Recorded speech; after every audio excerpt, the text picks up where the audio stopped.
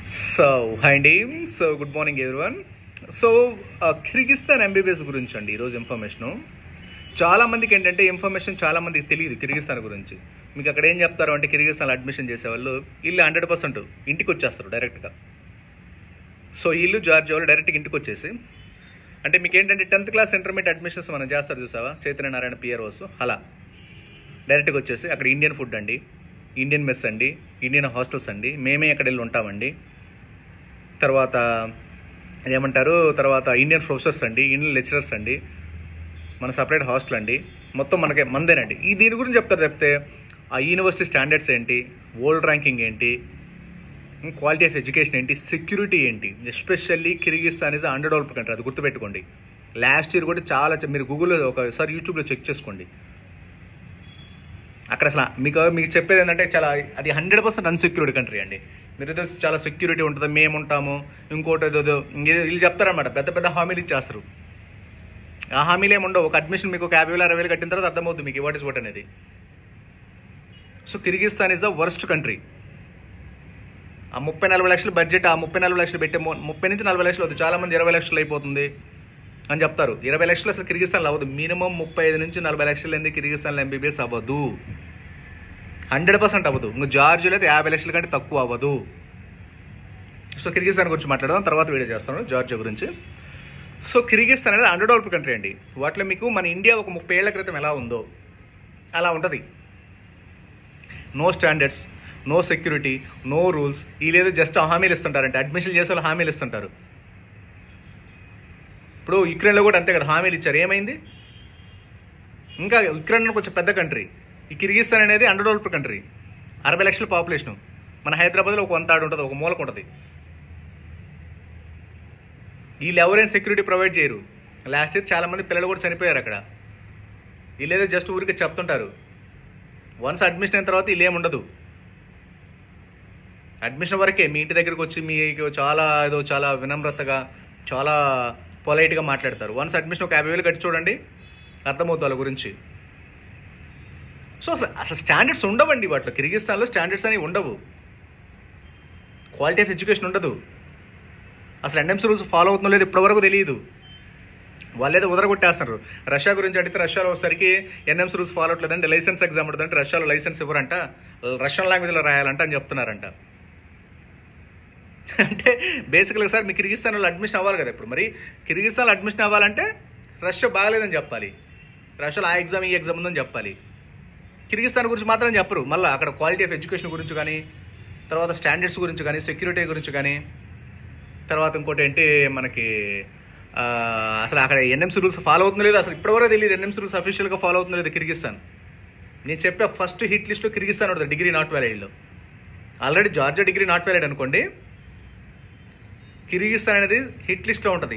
Vietnam కూడా. So నేను ఫర్దర్గా మాట్లాడతాను వియత్నాంకి జార్జియా గురించి. కిర్గిస్తాను మీకు హిట్ లిస్ట్లో ఉంటుంది అనమాట. వీళ్ళు ఏదో ఇప్పుడు అడ్మిషన్ చేస్తారు, 2-3 ఏళ్ళ తర్వాత అర్థమవుతుంది. ఒక బ్యాచ్ అని ఇప్పుడు మీరు చాలామంది చెప్తారు మాకు 20 సంవత్సరాల ఎక్స్పీరియన్స్ ఉందండి, మా తెలీదా వాళ్ళ తెలుసా అంటున్నారంట. అంటే డిగ్రీ వ్యాలిడా కాదనేది. ఎన్ఎంసీ రూల్స్ వచ్చింది ఇంత ముందు ఏంటంటే 2021 బిఫోర్ వచ్చేసరికి ఏంటంటే సార్ మనకి ఎలాంటి రూల్స్ రెగ్యులేషన్స్ లేవు. అప్పుడు సొంత కాలేజీలు, సొంత హాస్టల్లో, సొంత అన్నీ పెట్టారు. ఇప్పుడు యాజ్ పర్ న్యూ రూల్స్ వచ్చిన తర్వాత సొంత కాలేజీలు, సొంత హాస్టల్స్, సొంత లెక్చరర్స్ ఉంటే ఆ డిగ్రీ 100% ఇన్వాలిడ్. వాళ్ళు క్లియర్ కట్గా ఎన్ఎంసీ వాళ్ళు చెప్పారు. అది ఆ ఎన్ఎంసీ గైడ్లైన్స్లో ఉంటుంది, చూడండి, చదవండి. చాలామందికి ఏంటంటే కిర్గిస్తాన్లో ఏంటంటే మన రూరల్ ఏరియాస్ ఉంటారు చూసారా, ఎవరు తెలియని వాళ్ళు, పేరెంట్స్ నాలెడ్జబుల్ లేని వాళ్ళు, ఇన్ఫర్మేషన్ లేని వాళ్ళు, ఈ రాయలసీమ జిల్లాలు, ఆ చిత్తూరు, కడప, కర్నూలు, ఈ హైదరాబాద్లో కొంతమంది ఇప్పుడు కొన్ని ఏరియాస్ ఉంటాయి. హైదరాబాద్ కూడా ఫుల్లీ డెవలప్డ్, కొన్ని ఏరియాస్ ఉంటాయి కదా, వాళ్ళలో కొంతమందిని ఏమి ఇన్ఫర్మేషన్ తెలియని వాళ్ళని, ఏ నాలెడ్జ్ లేని వాళ్ళని ఈ కిర్గిస్తాన్ జాయిన్ చేస్తారు. ఇంక జార్జియా అయితే అంత నాలెడ్జ్ ఉన్న వాళ్ళని మోసం చేస్తారు వాళ్ళు. అమెరికా డైరెక్ట్గా జార్జియాలో జాయిన్ అయితే డైరెక్ట్ అమెరికాలో సెటిల్మెంట్ ఇంకెక్కడ ఆగరు. మీరు జార్జియాలో జాయిన్ అయితే ఇంక అమెరికాలోనే డైరెక్ట్ పోయి మన ట్రంప్ పక్కన కూర్చోవడం సీట్ వేసుకొని ఆరెంజ్ ఎలివేషన్స్ ఇస్తారు. కిర్గిస్తాన్లో అయితే ఇంక వీళ్ళు అసలు అండర్ డెవలప్డ్ కంట్రీస్లో ఏంటంటే ఇప్పుడు కిర్గిస్తాన్ ఎలా ఉంటుంది అంటే చెప్పమంటారు, బంగ్లాదేశ్లా ఉంటుంది. అంతే. మీకు ఎగ్జాంపుల్ ఏంటంటే బంగ్లాదేశే కిర్గిస్తాన్ అంటే. No standards, no security, no rules. So కాబట్టి మీరు చాలా చాలా జాగ్రత్త డెసిషన్ తీసుకోవాలి. ఎప్పుడైనా ఒక కంట్రీస్ చూస్ చేసుకునే ముందు 30-40 లక్షలు పెడుతున్నప్పుడు అండర్ డెవలప్డ్ కంట్రీస్ వెళ్ళాల్సిన అవసరం ఏముంది? ఏ రూల్స్ రెగ్యులేషన్ చోట వెళ్ళాల్సిన అవసరం ఏముంది? Next exam NMC rules follow అయిన కంట్రీస్ వెళ్ళాల్సిన అవసరం ఏముంది?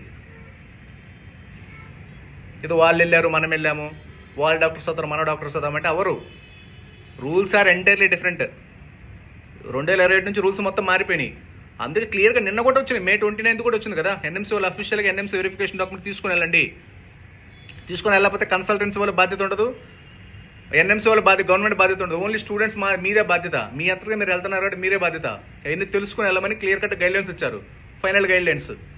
మీరు తెలుసుకోకుండా కిర్గిస్తాను దగ్గర Indian food, Indian mess, Indian lecturers అని వెళ్తే మాత్రం డిగ్రీ 100 అసలు అలా ఉండకూడదు. మీరు అబ్రాడ్ ఫారిన్ కంట్రీ వెళ్తున్నప్పుడు మీరు అక్కడ ప్రొఫెసర్స్ ఉండాలి, అక్కడ కాలేజీలు ఉండాలి, మీ వాళ్ళ స్టూడెంట్స్తో పాటు మీరు కలిసి చదువుకోవాలి.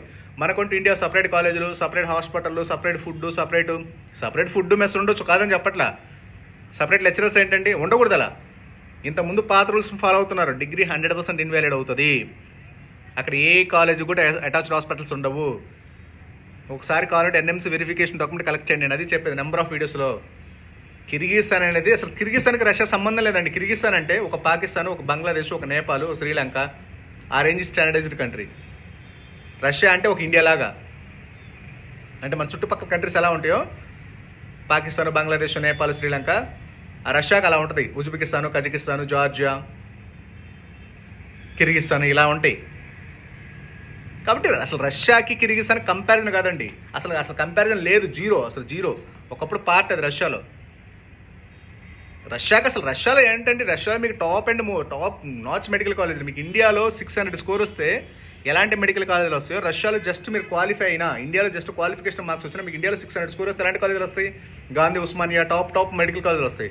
అలానే రష్యాలో జస్ట్ మీకు క్వాలిఫై అయినా సరే ఒక 35 లక్షల బడ్జెట్ పెట్టుకుంటే మీకు 20 లక్షలు స్టార్ట్ అవుద్ది. 35 లక్షలు పెట్టుకుంటే మీకు టాప్ మోస్ట్ మెడికల్ కాలేజీలు వస్తాయి. అసలు రష్యాకి కిర్గిస్తాన్కి అసలు ఏమైనా సంబంధం ఉందా? అసలు కంపారిజన్ ఉందా? మీకు తర్వాత డిగ్రీస్ ఇన్వాలిడ్ అయితే తర్వాత ఇల్లు ఏముండదు. ఈరోజు జార్జియా చేస్తారు, రేపు కిర్గిస్తాన్ చేస్తారు, రేపు వియత్నాం చేస్తారు, రేపు పాకిస్తాన్ చేస్తారు, రేపు బంగ్లాదేశ్ అనే చేస్తారు ఇలా అడ్మిషన్స్. ఓకేనండి, మీరు డెసిషన్ తీసుకోవాల్సింది మీరు. అది నేను చెప్పట్లా, ఎన్ఎంసీ వాళ్ళు చెప్తున్నారు, మన ఇండియన్ గవర్నమెంటే చెప్పింది. మీరు proper decision, proper documentation collect చేసుకోండి వెళ్ళారనుకోండి, ఆ డిగ్రీ 100% ఇన్వాలిడ్ అవుతుంది. ఆ తర్వాత ఆ కంట్రీ అన్సెక్యూర్డ్ కంట్రీ. ఎందుకు అంతంత బడ్జెట్ పెట్టి వెళ్ళాల్సిన అవసరం ఏముంది కిర్గిస్తాన్కి? ఎన్ఎంసీ రూల్స్ ఫాలో అయిన కంట్రీస్కి, సెక్యూరిటీ లేని కంట్రీస్కి. రేపు మీరు అక్కడ చదివారనుకోండి, యూఎస్లో డిగ్రీ ఇన్వాలిడ్, అమెరికాలో, కెనడాలో డిగ్రీ ఇన్వాలిడ్. ఆ డిగ్రీ ఎక్కడే చెల్లదు. కిర్గిస్తాన్ డిగ్రీ ఎక్కడే చెల్లదు. కావాలంటే చెక్ చేసుకోండి. ఆ డిగ్రీ ఇంటర్నేషనల్ వ్యాలిడ్ కాదు కిర్గిస్తాన్ అనేది. సో కాబట్టి మీరు 1-2 సార్లు చెక్ చేసుకుని డెసిషన్ తీసుకోండి. ఏదో వాళ్ళు వెళ్ళారు, మనం వెళ్ళాము, వాళ్ళు డాక్టర్స్ అవుతారు, మన డాక్టర్స్ అవుతాము, ఏదో వాళ్ళు చాలా పాష్గా చెప్తారు. వాళ్ళను జార్జియా వాళ్ళు చాలా పాష్గా చెప్తారు. అంత అమెరికా ఇంటర్నేషనల్ స్టాండర్డ్ లెవెల్లో అసలు ఎక్స్ట్రాడినరీగా చెప్తారనమాట కౌన్సిలింగ్. ఆ తర్వాత మీకు అర్థమవుతుంది, ఒక ప్రాబ్లం ఫేస్ చేసిన తర్వాత దాన్ని సాల్వ్ చేస్తే ఒకసారి ఏదన్నా అప్పుడు మీకు అర్థమవుతుంది వాళ్ళ గురించి వాట్ ఇస్ వాట్ అనేది. సో స్టాండర్డ్స్ లేని కంట్రీస్, అన్సెక్యూర్డ్ కంట్రీస్ అసలు ప్రిఫర్ చేయకండి. అసలు అండర్ డెవలప్డ్ కంట్రీస్లో 34 లక్షలు పెట్టాల్సిన అవసరం ఏమొచ్చింది? అదే 34 లక్షలు పెట్టుకుంటే మీకు రష్యాలో మీకు గాంధీ, ఉస్మానియా లాంటి కాలేజీలు వస్తాయి. ఓకేనండి, మనకేంటంటే వీళ్ళు ఏంటంటే యాక్చువల్గా ఈ రూరల్ ఏరియాస్ ఉంటారు కదా పిల్లలు, అనంతపురం, కడప, తర్వాత ఇటు శ్రీకాకుళం, విజయనగరం, ఈ వైజాగ్ సైడ్, హైదరాబాద్లో కొంత అండర్ డెవలప్డ్ ఏరియాస్ ఉంటాయి కదా, తెలియని నార్మల్గా మిడిల్ క్లాస్ ఉండే ఏరియాస్లో అక్కడ వీళ్ళు బాగా అడ్మిషన్ చేస్తారు. ఎందుకంటే వాళ్ళకి ఏం తెలియదు కదా, ఏం ఇన్ఫర్మేషన్ ఉండదు, ఏ నాలెడ్జ్ ఉండదు. జార్జియాలో కూడా అంతే.